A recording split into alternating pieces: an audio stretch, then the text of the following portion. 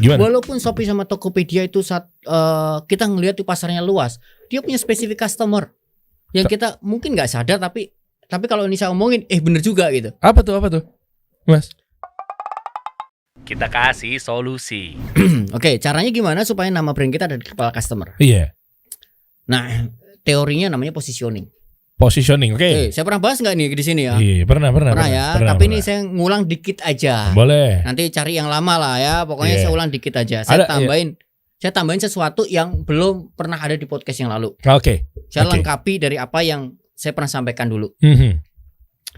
Yang pertama adalah secara teori untuk bisa masuk ke pikiran customer. Jadilah yang pertama. Itu prinsip pertama tuh. Oke. Jadilah yang pertama. Oke. Cintanya Bang Dery yang pertama. Balik lagi nih. Hari ini kayaknya saya mau posting di hide deh, jadi nggak muncul di timeline dia tuh. Iya.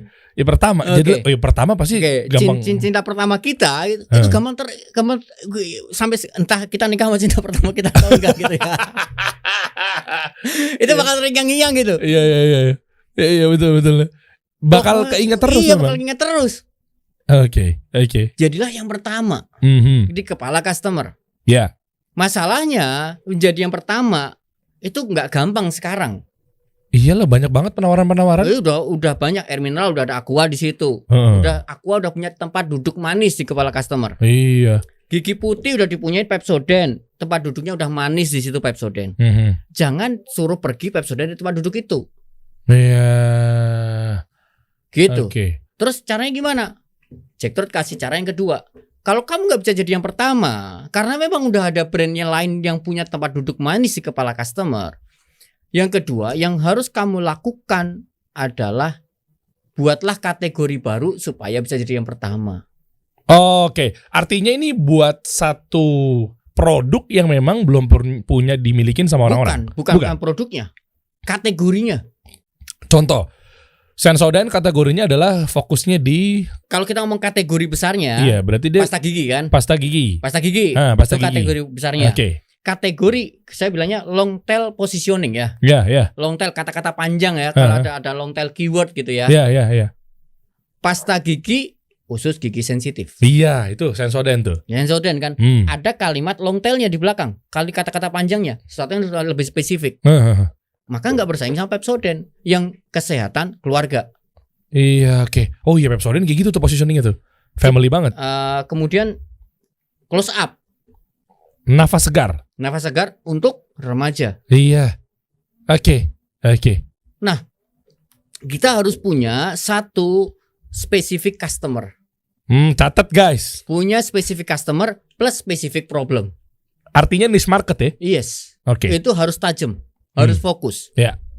Boleh nggak Mas Dodi saya gedein? Boleh, tapi nggak sekarang.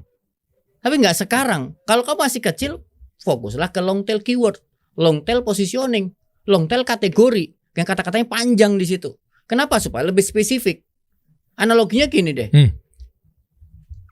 Gojek tahun 2010 berdiri. Dia cuma punya berapa layanan? Oh iya, GoRide doang ya. Sehingga dia sampai sekarang everlastingnya keingetnya bahwa dia transportasi online. Yes. Sementara dia jual makanan, jual kang pijat. Iya. Tapi kalau mau digedein itu nanti. Tuh. Mulai dari satu dulu. Fokus konsisten. Tajam ya. Yes. Puasin customer yang di spesifik itu. Kalau muasin customer yang spesifik ini aja nggak bisa, gimana mau memuaskan yang jumlahnya banyak gitu. Iya. Ya, gitu. Ya. Oke. Contoh. Ya. Contoh. Saya pernah bantu nih customer yang punya bisnis jilbab. Datang ke saya, Mas Dodi, saya mau bikin jilbab dong. Saya pengusaha di Tanah Abang. Saya distributor artinya dia. Saya jual banyak brand. Saya jual produk-produk yang non branded juga. Di situ udah persaingannya pasti harga. Karena saingan distribusi. Saya mau bikin brand sendiri dong supaya nggak saingan harga. Oke. Kamu masuk kategori apa? Jilbab, ya udah jilbab aja. Saya bilang gini, kamu masuk ke kategori jilbab aja, jilbab doang, pasti saingan harga lagi. Karena semuanya juga jilbab. Semua jilbab. Masuk ke kategori gede, yaitu kategori jilbab. Oh, kegedean. Harus buat long tail. jilbab titik-titik. Itu titiknya harus diisi dulu. Nah, cara ngisinya gimana? Specific customer, specific problem. Oke. Coba ya kita telah ya. Oke ya. Specific customer, specific problem. Oke, orang pakai jilbab ngapain aja? Di keseharian. Keseharian tuh kemana aja sebutin. Contoh. Kampus. Aktivitasnya apa? Kampus, apalagi? Kantor, apalagi? Apalagi dong? Belanja, iyalah. Karyawan antum gak ada yang pakai jilbab ya? Kan cowok semua. Oh, cowok semua ya. Kita melarang orang karyawan pakai jilbab di sini. Larangan ya. Di tempat saya juga larangan tuh. Kita malah tidak harus lepas jilbab kalau di kantor saya. Mantap. Karena laki-laki. Masa laki-laki nggak boleh pakai jilbab. Ini namanya Dimas nih. Dimas. Tapi rambutnya panjang ya. Iya, segini. Iya benar. Iya, oke. Lebih spesifik lagi tuh ya. Itu spesifik customer. Oke. Setelah dapat spesifik customernya, contoh nih misalnya orang yang mau kerja lah ya. Orang yang mau spesifik customernya adalah para muslimah yang pengen kerja pakai jilbab. Oke, spesifik customer. Kemudian tanyain pas jilbaban mau ke tempat kerja, problemnya apa saja? Oke. Misalnya itu interview customer. Bangunnya harus lebih pagi lagi atau enggak terkait dengan jilbabnya. Oh, terkait dengan jilbabnya. Iya, maksudnya kan gini, dia akan lebih pakainya harus lebih ribet. Gitu kan maksudnya kan. Ya, benar, ribet karena saya nggak punya waktu banyak untuk dandan. Yang kedua, panas misalnya. Oke. Yang ketiga, desainnya kok nggak sesuai sama identity perusahaan saya. Contoh. Yang keempat, apalagi banyak. Pasti banyak problem di situ muncul. Ya bahannya belum. Nah, bahannya udah banyak lah kasar pokoknya. Gitu kan. Nah, kemudian kalau kita punya banyak customer yang kita interview, kalau saya mencaratkan minimal 30. Berarti ini problem statement minimal 30. Oke. Untuk mendapatkan problem statement. Untuk mendapatkan problem statement minimal interview 30 orang. Setelah tapi syaratnya satu ya. Customernya sama semua loh, spesifik customer semua loh. Jangan yang satu orang traveling pakai jilbab, yang satu orang mau ke kantor pakai jilbab. Datanya nggak akurat nanti. Nggak akurat, bener. Beda harus tuh. spesifik customer. Orang yang ke kantor ya udah kantor aja. Interview lah minimal 30. Udah catat semua pain-nya, catat semua problem yang muncul.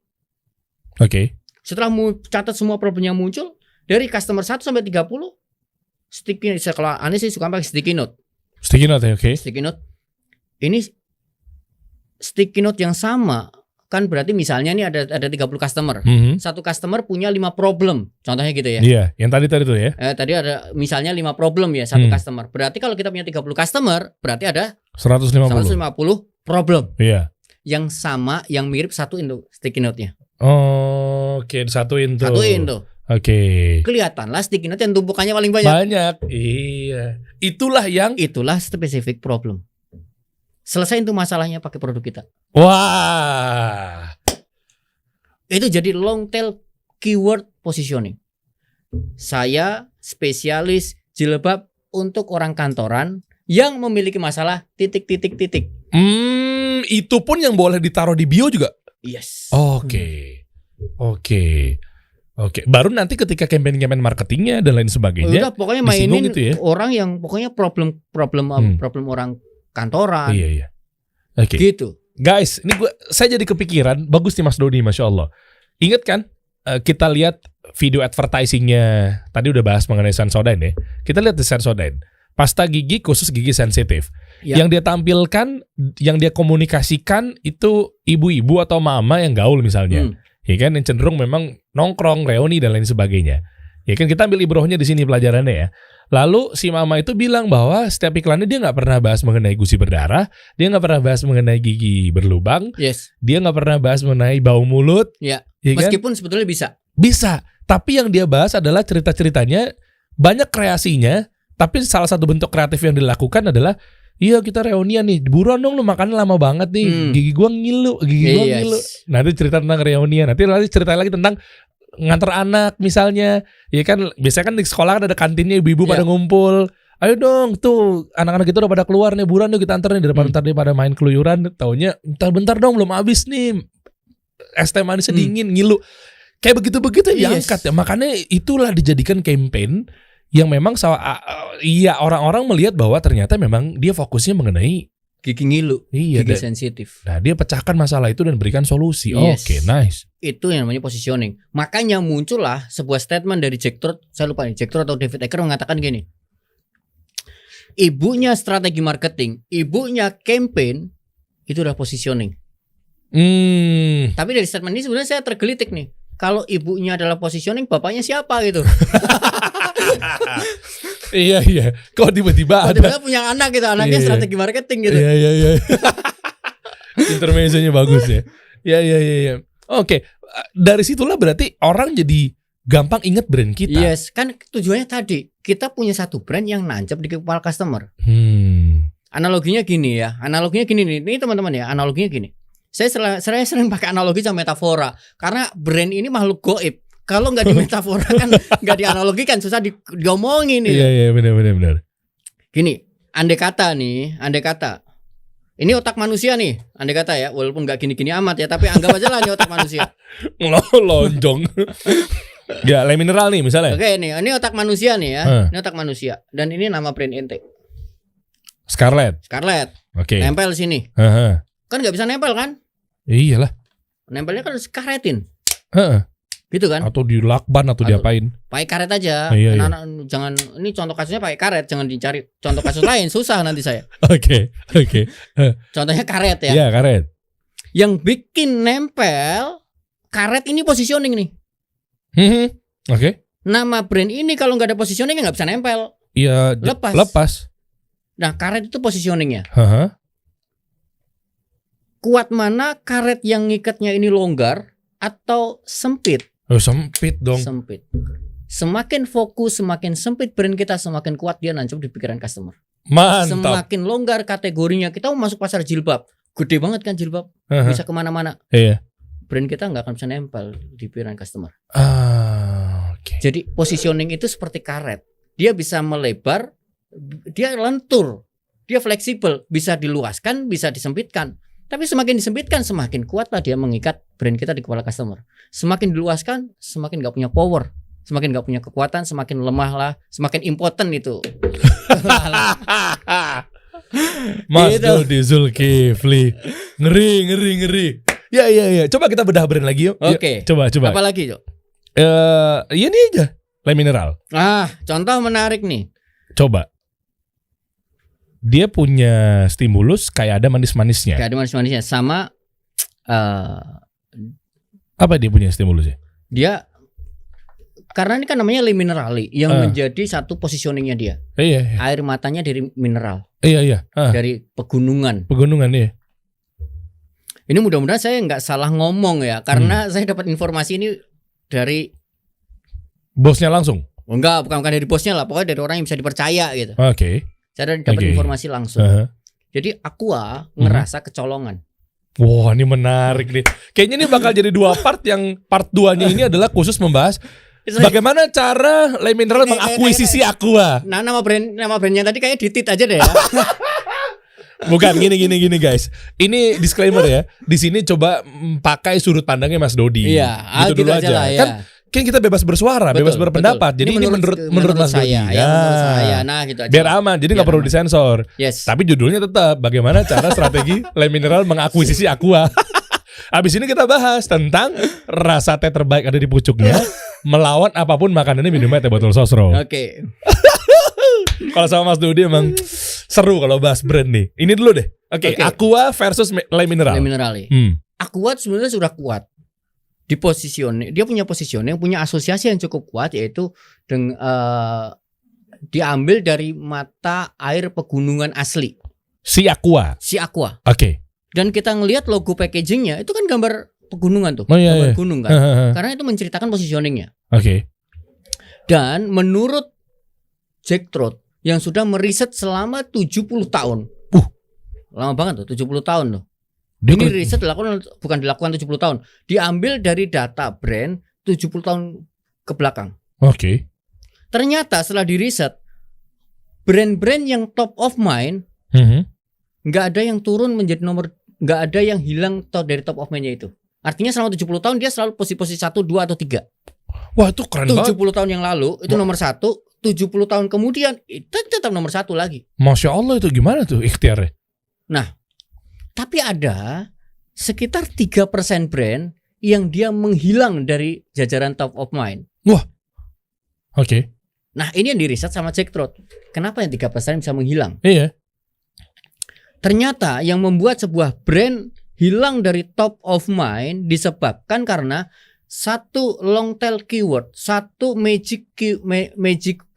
satu kata-kata magic yang dimiliki asosiasi kuat dengan brand itu. Misalnya Aqua adalah air mata air asli. Itu udah nggak lagi dikampanyekan sama Aqua. Oke. Lepas ya. Lepas, karetnya lepas tadi. Lepasnya itu karena memang karena si Aquanya udah ganti campaign, ganti kata-kata. Salah nggak tuh? Ya itu salah dan benar, nggak ada. Gini, tergantung sih ya. Artinya dia pengen mengganti satu posisi tertentu, sangat mungkin. Dia pengen mengganti, saya nggak mau pakai ini lagi deh, kayaknya ini jadul misalnya. Sangat mungkin sekali diganti. Nah, tapi dalam kasus Aqua, ini yang saya lihat ya, ya disclaimer. Ini yang saya lihat, kasus Aqua adalah dia merasa kecolongan gitu. Kecolongannya dalam hal apa nih? Karena air mata pegunungan diambil sama Le Minerale. Oke. Cuma disandingin doang sama gitu bisa langsung terakuisisi? Enggak, aku kan hilang. Aku udah ngomong lagi mata air pegunungan. Iya, begitu dia udah ganti posisi kecolongan. Pakai fokus. Iya bener. Nggak fokus ada Aqua ya. Iya, dia kayak gitu. Tapi itu berhasil juga sih Mas ya. Ya itu berhasil juga. Karena ketika kita misalnya ngehang di kantor, ketika kita salah jawab, lu nggak fokus lu nggak minum kurang Aqua gitu kan. Dia lumayan berhasil di situ tuh. Makanya akhirnya si Le Mineral masuk dengan tuh air mineral pegunungan. Oke. Bayar nih Le Mineral udah kita bedah nih di sini nih disebut berapa kali loh. Oke. Nah, apakah itu hasilnya baik atau buruk itu yang saya nggak tahu. Iya. Tapi itu menghilangkan Aqua dengan kekuatan yang UVP-nya Aqua yang lama itu jadi menghilang. UVP, Unique Value Proposition. Betul. Satu fitur unggulannya Aqua yang dulu didewa-dewakan, yang dulu ini kekuatan saya gitu. Ini power saya. Diambil sama Le Minerale. Apakah itu terjadi juga pada teh pucuk harum dengan kalau teh pucuk harum kan baru. Tapi kan kok lihat dari awareness-nya atau mungkin dari sales-nya atau mungkin dari data kan dia bisa ngalahin Aqua. Teh botol Sosro. Sebenarnya kalau saya memang dari data riset yang saya baca, saya pernah baca data riset versinya Jakpat ya tahun 2020 kalau nggak salah, data risetnya saya baca. Secara awareness menang teh botol Sosro. Karena dia ngiklan di mana-mana kan? Ngiklan di mana-mana dan udah cukup kuat. Ketika sebutkan teh dalam kemasan yang Anda ingat, nomor 1-nya teh botol Sosro. Iyalah, nggak heran nih. Nomor 2 teh kotak. Nomor 3 teh gelas. Nomor 4 teh pucuk. Teh pucuk tuh awareness nomor 4 tuh. Untuk awareness ya? Untuk awareness tuh. Nomor 4 tuh teh pucuk. Kemudian ditanyalah pertanyaan kedua. Teh apa yang kamu minum sebulan terakhir? Nomor 1-nya ganti teh pucuk. Lah kok bisa? Enak bener hidupnya. Lo kesebut keempat gara-gara awareness, tiba-tiba salesnya yang menang teh pucuk. Kok bisa gitu ya? Aqua kesian. Itu banyak faktor. Teh botol. Teh botol kesian. Itu banyak faktor. Itu kalau di fantastic di shortcut branding di workshop saya pakai branding journey itu. Itu kelihatan tuh. Karena awareness-nya menang tapi kok di salesnya kalah, penyebabnya nomor sekian sama nomor sekian. Itu ada tuh. Ada tuh. Mantap. Tapi bisa kasih bocoran deh, nggak apa-apa. Gitu. Boleh. Kalau kasusnya ini ya, kasus teh botol Sosro ya. Kalau andai kata menang di awareness, tapi secara sales gagal, bukan gagal sih, artinya tidak sesuai harapan, kesebut di pikiran, tapi kok ternyata nggak kebeli, kesebut di pikiran, tapi kok nggak ke check out, berarti salahnya kemungkinan ada dari 2 tempat. Apa aja tuh? Yang pertama, distribution channelnya dibeli susah barangnya. Nggak ada di mana-mana. Kalau produk kemasan artinya harus ada di mana-mana. Kalau ada jasa berarti misalnya responnya lambat dan lain-lain. Padahal orang udah pengen beli. Iya. Yang pertama distribution channel. Distribution channelnya kemungkinan besar ada masalah. Waduh. Itu. Itu yang pertama. Yang kedua dari produknya itu sendiri. Jangan-jangan harganya nggak sesuai harapan. muncul di pikiran customer, tapi ternyata harganya nggak oke. Oh, persepsinya berarti. Iya, betul. Kasusnya teh botol sosro, menurut saya kombinasi keduanya. Yang dimana yang pertama secara distribution channel teh pucuk jauh lebih luas daripada teh botol sosro. Ada di warung-warung apa segala macam. Warung-warung, cobalah Anda keluar dari rumah, toko kelontong, teh botol sosro nggak ada di situ. Oh, itu kenapa ya? Nah, nggak tahu. Itu nggak tahu tuh. Saya nggak berani bahas lebih dalam. Sebenarnya saya punya sudut pandang, tapi nggak saya bahas di sini lah. Ya. Karena tergantung kredibilitas brand ya nantinya ya. Oke. Nah, yang kedua, secara produk, secara harga teh pucuk lebih menang. Lebih murah? Bukan lebih murah sih, dipersepsikan lebih murah. Kok bisa? Dia ukurannya dikecilin, dan dimurahin. Oh, gitu mainnya. Berarti berapa? Teh botol berapa mili? Wah, saya nggak hafal, tapi saya pernah ngitung. Wah, ini sebenarnya plus minus 11-12 gitu. Oh, gitu. Tapi secara persepsi kan, ya botolnya dibikin langsing. Iya bener. Bener agak langsing nih kalau dipikir-pikir. Istri saya teh pucuk mulu tuh. Iya. Ya, jadi di antara dua faktor itu sih, atau kombinasi keduanya. Yang pertama distribution channelnya nggak kurang merata. Entah itu kesengajaan atau tidak, saya nggak tahu. Yang kedua adalah tentang produknya itu sendiri dari sisi faktor harga. Gitu. Kalau kasusnya teh pucuk sama teh botol sosro. Gitu. Mantap, detail nih. Jadi gimana Anda sudah merasa bahwa masih mau berkecimpung di kubangan perang harga? Ya silakan sih mau ngomong gua aja. Tapi kalau saran saya sih mendingan coba deh dari obrolan seperti ini udah saatnya kita bebenah lah. Saya mau namanya bebenah, scale up, rebranding nggak tahu lah. Tapi kan rebranding juga kan lebih berat ya daripada branding ya. Iya, kalau udah jadi gede banget sih. Tapi kalau masih awal-awal ya nggak kerasa. Tapi itu sih saya pesan buat teman-teman, masukin ke long tail keyword positioning.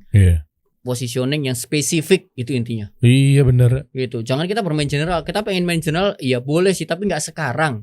Nanti ada saatnya sendiri. Tapi pada saat di awal modal Anda terbatas, modal teman-teman ini modal baik dari sisi finance, dari sisi resource berupa jaringan, berupa keilmuan, knowledge, pengalaman masih minim, masuklah sesuatu yang spesifik. Buatlah customer yang spesifik itu happy dulu gitu.